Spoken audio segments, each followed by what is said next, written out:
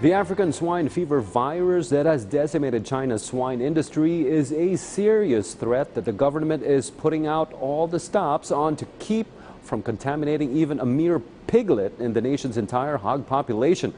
PTV's Kenneth Paciente on the country's Food and Drug Administration's latest directive to shield the nation's swine population from even a tinge of contamination by this dreaded plague in this report. Following the African swine fever fears, concerned agencies are now taking steps to proactively address the issue. In fact, the Food and Drug Administration has already issued a recall and seizure order that temporarily stops the distribution of imported pork meat products in the market. Itago na nila at saka hindi na nila ibenta sa publiko.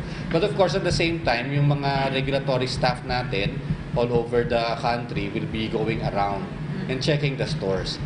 However, the FDA clarified that though ASF has a minimal or no effect on people who consume contaminated products, there's no need to be complacent because this may have a big impact on the food security of the Philippines, especially that there's more or less 2 billion worth of the local swine industry that can be adversely affected once the ASF virus enters the country.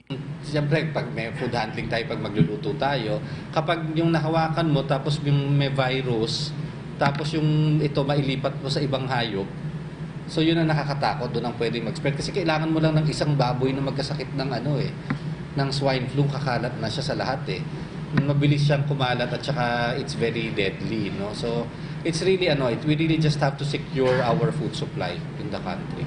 Starting today, imported pork meat products from countries suspected to be affected with the ASF will be banned, to include China, Hungary, Latvia, Poland, Romania, among others. Meanwhile, according to the president of the Philippine Amalgamated Supermarkets Association, the seizure order may affect their relationship with vendors and suppliers, but they made sure that they will comply with the order of the FDA.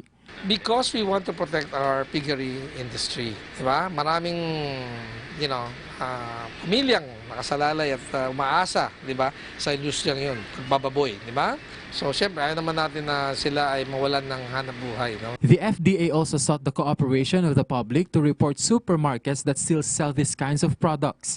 Aside from the imposition of fines, the permits of distributors and importers who will not conform with the recall and seizure order of the agency will likely be cancelled. Kenneth Paciente for The Nation. Beyond the headlines, it's news with a different perspective. Before the day ends, for events that shape our views and impacts the world around us, we keep you up to speed. With Richmond Cruz and Charms Espina, PTV News Headlines, your comprehensive nightly news source, only here.